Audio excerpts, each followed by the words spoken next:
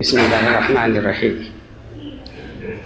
إن الحمد لله نحمده ونستعينه ونستغفره ونؤمن به ونتوكل عليه ونعوذ بالله من شرور أنفسنا ومن سيئات أعمالنا. من يهده الله فلا مضل له ومن يضلل فلا هادي له. وأشهد أن لا إله إلا الله وحده لا شريك له وأشهد أن محمدا عبده ورسوله. أما بعد فإن خير الحديث كتاب الله وخير الهدي هدي محمد صلى الله عليه وسلم وشر الأمور محدثاتها وكل محدثة بدعة وكل بدعة ضلالة وكل ضلالة في النار. فأعوذ بالله الذي من الشيطان الرجيم. بسم الله الرحمن الرحيم. قاف والقرآن المجيد بل عجبوا أن جاءهم منذر منهم فقال الكافرون هذا شيء عجيب أإذا متنا وكنا ترابا ذلك رجع بعيد قد علمنا ما تنقص الأرض منهم وعندنا كتاب حفيظ بل كذبوا بالحق لما جاءهم فهم في أمر مريج. أفلم ينظروا إلى السماء فوقهم كيف بنيناها وزيناها وما لها من فروج والأرض مددناها وألقينا فيها رواسي وأنبتنا فيها من كل زوج بهيج تبصرة وذكرى لكل عبد منيب. ونزلنا من السماء ماء مباركا فأنبتنا به جنات وحب الحصيد والنخل باسقات لها طلع نضيد رزقا للعباد وأحيينا به بلدة ميتا كذلك الخروج. كذبت قبلهم قوم نوح وأصحاب الرس وثمود وعاد وفرعون وإخوان لوط وأصحاب الأيكة وقوم تبع كل كذب الرسل فحق وحيد. أفعينا بالخلق الأول بل هم في لبس من خلق جديد. وقال الله تعالى في موضع آخر بسم الله الرحمن الرحيم.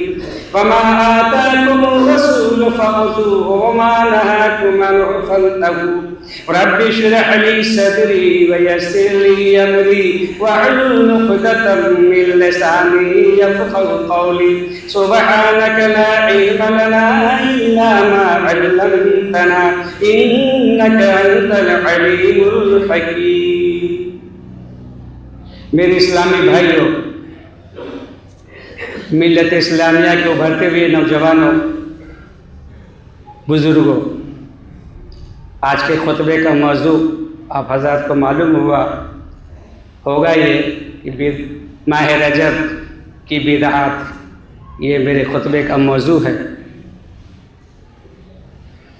ماہ رجب میں بدعات تو بہت ہوتی ہیں، اتنا موقع ملے تو میں بیان کروں گا، لیکن کچھ باتیں حسب موقع آپ کے سامنے رکھتا ہوں.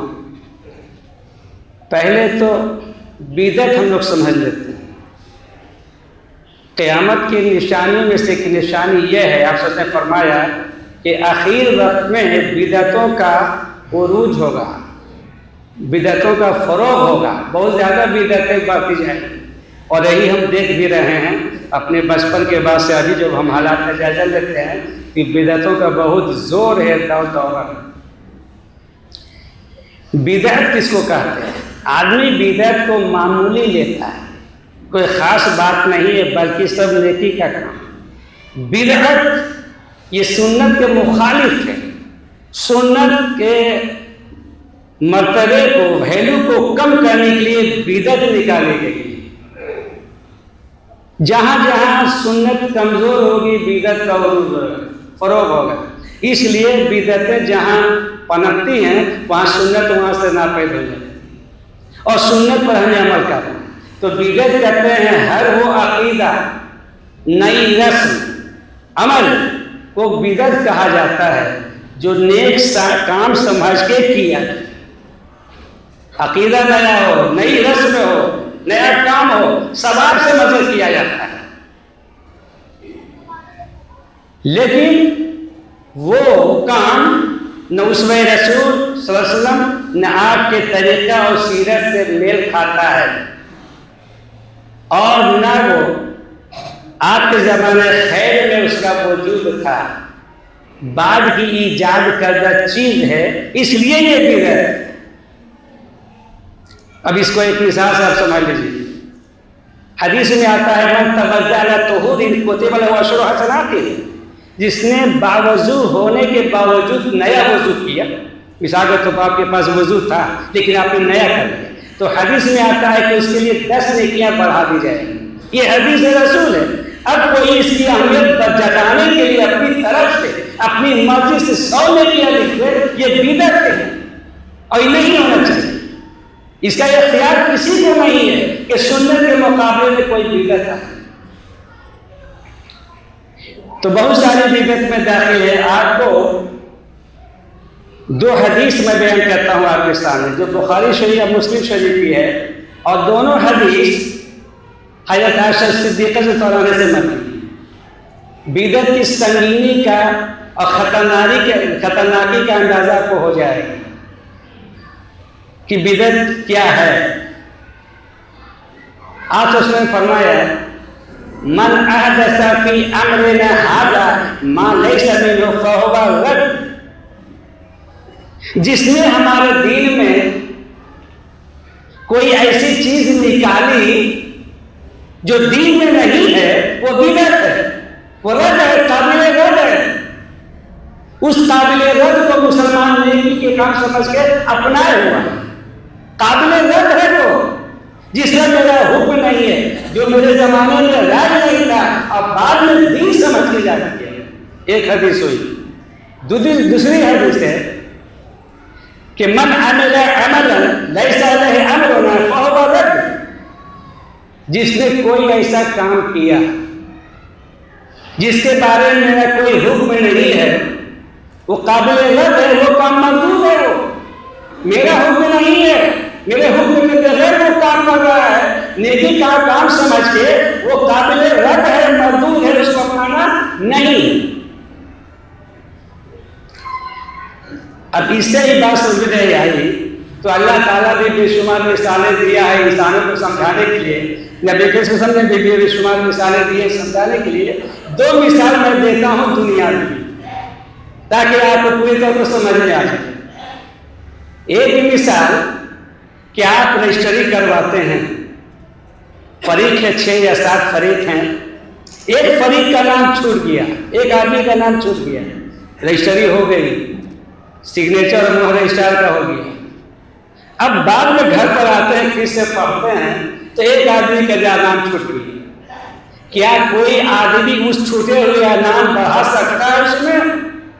اگر بڑھایا بھی جائے گا تو قابل قبول نہیں ہوگا، اس لیے کہ رجسٹرار کے اس دستخط کے وقت اور مہر کے وقت وہ نام نہیں تھا، وہ کاغذ بھی مشروط ہو جائے گا۔ آپ نے کیوں بڑھایا؟ اس کے دستخط اور مہر کے رجسٹرار کے بعد آپ کو کوئی رائٹ نہیں ہے کہ اس میں کچھ آپ بڑھا سکتے ہیں، یہ دنیا کا قانون ہے۔ آپ کو کیا رائٹ ہو گیا کہ پیارے رسول صلی اللہ علیہ وسلم کے فرمان میں آپ اضافہ کر رہے ہیں؟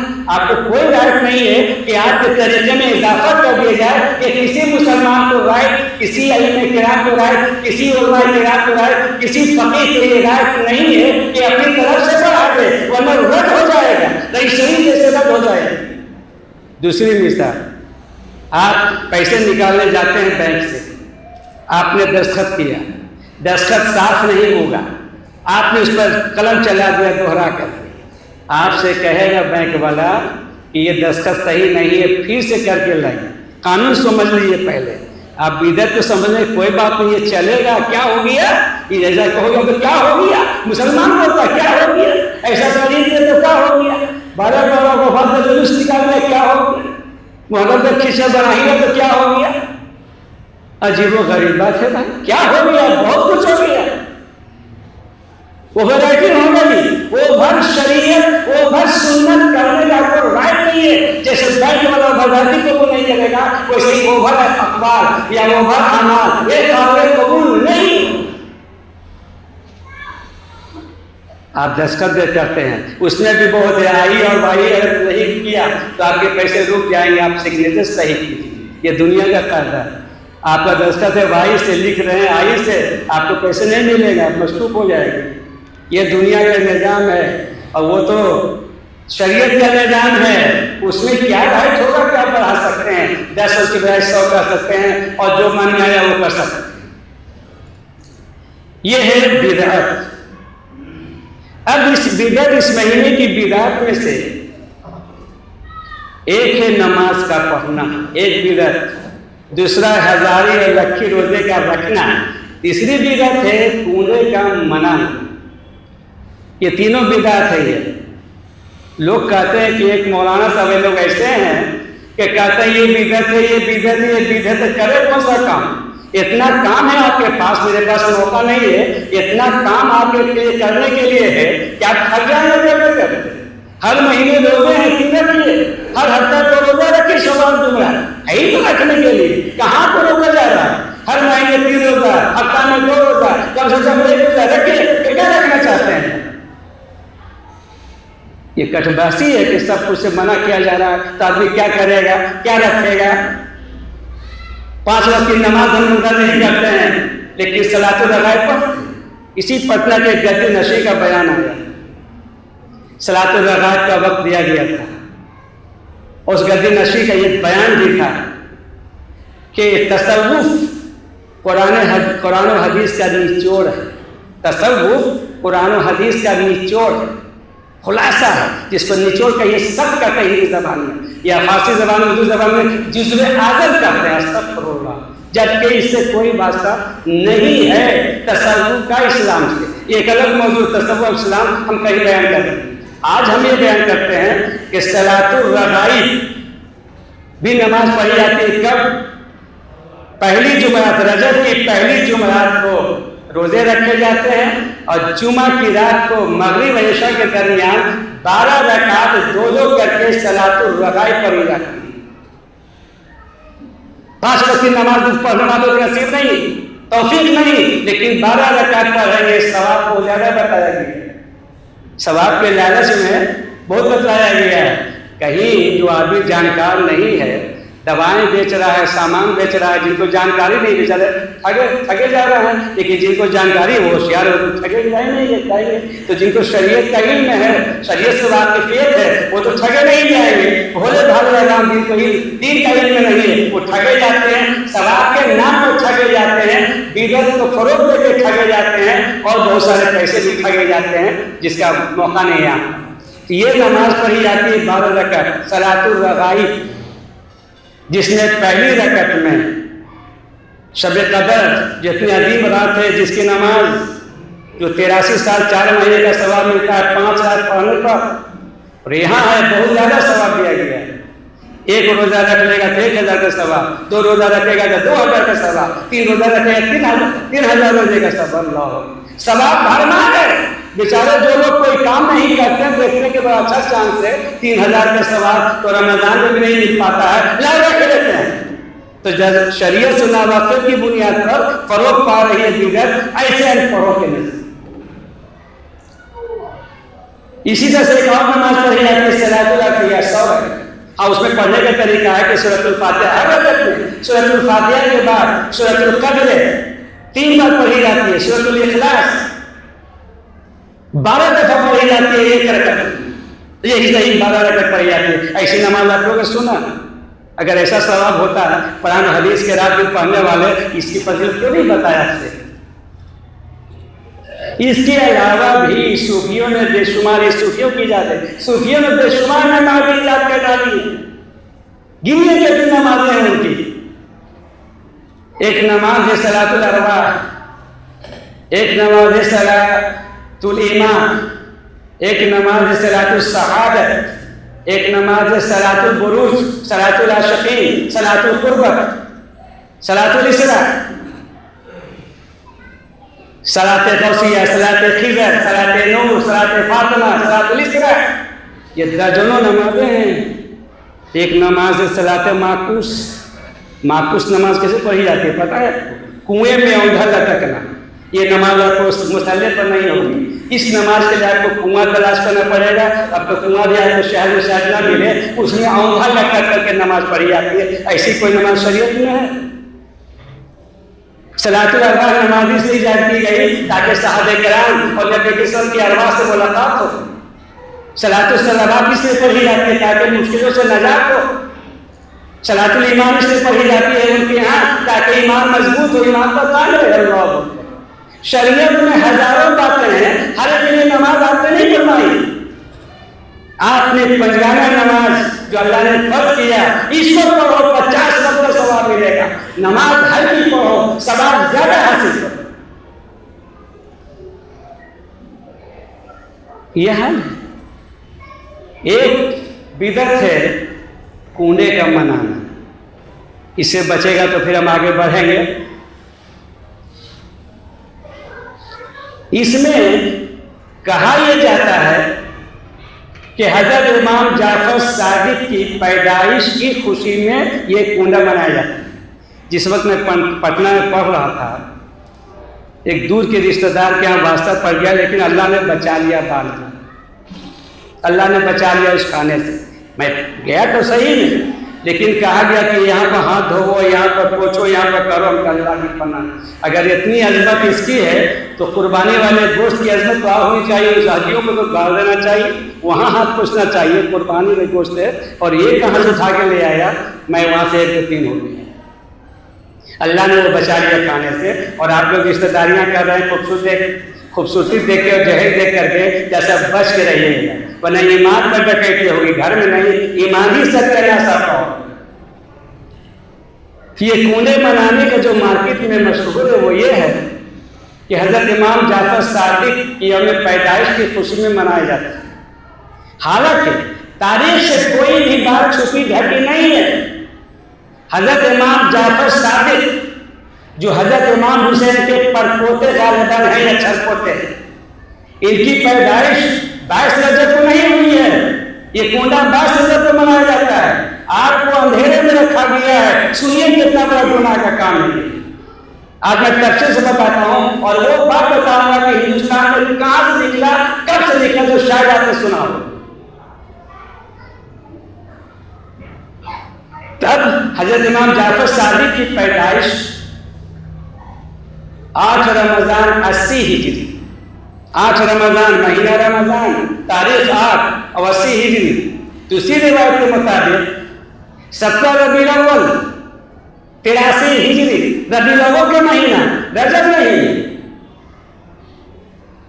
حضرت امام جعفر صادق رحمہ اللہ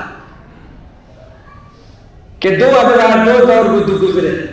ان کی عمر عزیز کا 52 سال زندگی خلفائے بنو امیہ کے عہد میں گزرے, جن کا دارالخلافہ دمشق تھا. تاریخ سن لیجیے. باقی سال خلفائے بنو عباس کے دور خلافت میں گزرے, جن کا دارالخلافہ بغداد تھا. نہ تو بغداد والوں نے اور نہ دمشق والوں نے ان کی پیدائش پر خوشیاں منائی. عرب میں خوشیاں نہیں منائی گئی, ہندوستان میں کیوں منائی جاتی ہے؟ یہاں مارکیٹ بہت اچھا تھا, جہالت زیادہ تھی, یہاں چل گیا مارکیٹ. وہاں تو جانکار لوگ تھے, کچھ نہ کچھ جانکاری تھی, وہاں تو چلا نہیں. لیکن ہمارے ہندوستان کے مارکیٹ میں مال میڈ ان انڈیا کر کر کے بہت سا مال یہاں نکل رہا ہے. ویسا ہی بدعتوں کا فروغ یہاں ہو رہا ہے, میڈ ان اسلام کا کہتے ہیں. تو اگر خوشیاں منائی جاتی تو پہلے دمشق میں, بغداد میں خوشیاں منائی جاتی. ان کا وہ زمانہ تھا, لوگ موجود تھے. حضرت امام ابو حنیفہ رحمۃ اللہ علیہ کی پیدائش 80 ہجری میں ہوئی, 150 میں وفات ہوئی. دونوں کا زمانہ ایک تھا, دونوں ہم حضرت تھے. حضرت امام ابو حنیفہ رحمۃ اللہ علیہ نے کبھی ایسا نہیں فرمایا. تاریخ سے کوئی بات چھپی ہوئی نہیں ہے. تاریخ سنیے, تاریخ پڑھیے. تبھی چلا کہاں سے؟ ذہن میں آپ کے سوال اٹھ رہا ہوگا تو آخر کیسے ہوا یہ راج؟ یہ میں بتاتا ہوں ابھی آپ کے سامنے. کہا کیا جاتا ہے کہ حضرت امام جعفر صادق جو شیعوں کے چھٹے امام غالب ہیں، یہ جعفر صادق یہ گزر رہے تھے، اس کو فروغ دینے والے کون ہیں؟ منشی جمیل احمد جمیل، جنہوں نے ایک کتاب لکھی داستان جمیل، اس میں ایک لکڑہارے کو کردار بنایا، لکڑہارے کی کہانی لکھا، اور اس پر اس لکڑہارے کی کہانی پر اتنا اس کو فروغ دیا گیا کہ اللہ کی پامان۔ کہا نا کہ جاہل لوگ ٹھگے جاتے ہیں، شریعت کے نام پر یہی ٹھگے جاتے ہیں، اور دنیاوی معاملے میں بھی یہی ٹھگے جاتے ہیں۔ چورو چکا بھی ایسے ہی لوگ کو ٹھگتا ہے جن کو جانکاری نہیں ہے۔ امام جعفر صادق نے کہا اپنے ہمراہیوں سے کہ 22 رجب کو جو کوئی 22 رجب کو نیا کنڈا لائے، اس میں پوریاں بھرے اور میرے نام کا نظر نیاز کرے، اس کی ہر حاجت پوری ہوگی۔ یہ ان کے منہ میں ٹھوسا گیا، ان کے منہ میں ٹھوسا گیا۔ وہ اللہ والے خان وعدہ رسول کے نواسے کی اولاد میں سے ایسا بول سکتا ہے؟ کیا ان لوگوں کے پاس اتنا بھی علم نہیں کہ نظر مانی جاتی ہے اللہ کے نام سے، کسی انسان اور بندے کے نام سے نظر نیاز نہیں کیا جاتا ہے؟ ان کو اتنا بھی پتہ نہیں تھا جو یہ کہے کہ نظر نیاز میرے نام سے کرے اس کی حاجت پوری ہوگی، اور اگر حاجت پوری نہیں ہوئی تو قیامت کے روز ان کا ہاتھ اور میرا دامن ہوگا۔ ایسا چیلنج امام کائنات سید الانبیاء حضرت محمد مصطفیٰ صلی اللہ علیہ وسلم نے بھی نہیں فرمایا کہ تم یہ سب کام کرو گے جنت تمہیں ملے گی، اگر نہیں ملے گی تو تمہارا ہاتھ میرا دامن۔ ایسا تو کبھی آپ نے گارنٹی نہیں دی ہے، تو بولیے آپ لوگ کہ اگر جنت نہ ملے تو تمہارا ہمارا دامن۔ اللہ کی پناہ، اللہ کی پناہ۔ کیسے مارکیٹ میں چلایا جا رہا ہے اس کو؟ کیسے مارکیٹ میں چلایا جا رہا ہے؟ تو اس سے بچنا چاہیے، بلکہ یہ شرک ہو جائے گا، بدعت ہی نہیں، کنڈا منانا شرک اس لیے ہو جائے گا کہ حضرت امام جعفر صادق کے نام پر نظر نیاز کیا جاتا ہے۔ تو حقیقت کیا ہے؟ آپ نے سنا ہوگا بیوٹی پارلر کا بورڈ لگا ہوا، بیوٹی پارلر، لیکن اندر بدکاریاں ہو رہی ہیں۔ بورڈ لے کر یہ بورڈ جو کنڈے کا بورڈ ہے وہ اندر کی بات میں بتا رہا ہوں۔ یہ تو بورڈ ہوا 22 رجب کا کنڈا، یہ تو بورڈ ہو گیا جو آپ جانتے ہیں، اندر کیا حرکت ہے وہ سمجھیے۔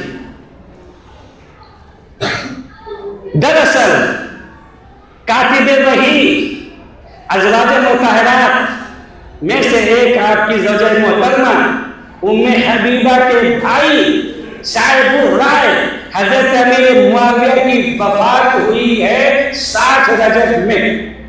ان کی خوشی میں جو ان کے مخالف ہیں، جن کو وہ دشمن سمجھتے ہیں، ان کی وفات کی خوشی میں یہ خوشیاں مناتے ہیں۔ یہ اندر ہے اور بورڈ یہ ہے،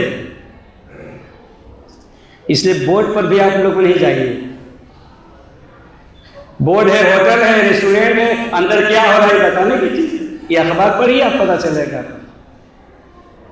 تو بورڈ تو یہ ہے 22 رجب کا کنڈا ہے، لیکن اندر یہ ہے کہ حضرت امیر معاویہ کی وفات ہوئی تھی 60 رجب میں۔ ہاں البتہ تاریخ میں اختلاف، تاریخ طبری میں ہے ان کے حوالے سے کہ کسی نے کہا 22 رجب، کسی نے کہا 4 رجب، کسی نے کہا 14-15 رجب، لیکن 22 رجب ایک نے کہا 22 رجب 22 رجب 60 ہجری میں حضرت امیر معاویہ کی وفات ہوئی، ان کی وفات کی خوشی میں یہ خوشیاں منائی جاتی ہے، اور یہ ہے کہ امام جعفر صادق کی پیدائش کی خوشی منانا۔ اب ہم لوگ سنی ہیں، ہم کو جانکاری ہے نہیں، سننے میں تو بہت علماء کرام کو آپ نے کاٹ دیا کہ وہابی ہیں، یہ دوسرے مسلک کے ہیں، ان کا سننا نہیں ہے، اور جس کو آپ مانتے ہیں وہ بتایا گیا نہیں، تو پھر مسئلہ کیسے حل ہوگا؟ وہ بتایا گیا نہیں، جس کو آپ مانتے ہیں بتا رہا ہے وہ، جس کو آپ نہیں مانتے ہیں تو آپ کی جہالت کیسے دور ہوگی، توبہ استغفار کیسے کریں گے؟ یہی خطبہ مجھے ابھی یاد آ رہا ہے کہ جب میں شاہ گنج میں تھا امام، تقریباً 88-89 میں نے کنڈا کے موضوع پر خطبہ دیا تھا۔ جمعہ کے بعد ایک صاحب نکل کے میرے پاس آئے اور کہا کہ مولانا صاحب آج تک مسجد کے بغل میں ان کا گھر، آج تک کسی نے اتنا کھول کے سمجھایا نہیں تھا، اب تک میرے یہاں کنڈا ہوتا رہا، آج سے میں توبہ کرتا ہوں، آج سے میرے یہاں کنڈا نہیں۔ بدرس صاحب اقرار کرتے ہیں کہ ہم نہیں سمجھا تھا ہم نے کہ یہ سب سنگینی ہے، یہ خطرناکی ہے، تو یہ سب معاملہ ہے۔ تو کنواں کب سے کہاں سے چل رہا ہے؟ وقت ختم ہو گیا، چل رہا ہے سب سے پہلے ہندوستان کی تاریخ میں، تاریخ یاد کیا، ہندوستان کی تاریخ میں 1906 عیسوی میں سب سے پہلے اس زمانے کے ریاست رامپور، ابھی رامپور یو پی میں وہ ایک شہر ہے، اس زمانے میں اسٹیٹ تھا جہاں شیعہ حضرات سے یہ معلوم ہوتا ہے انہوں نے سب سے پہلے بنایا اور وہاں سے امپورٹ ہوا یہ کنڈا۔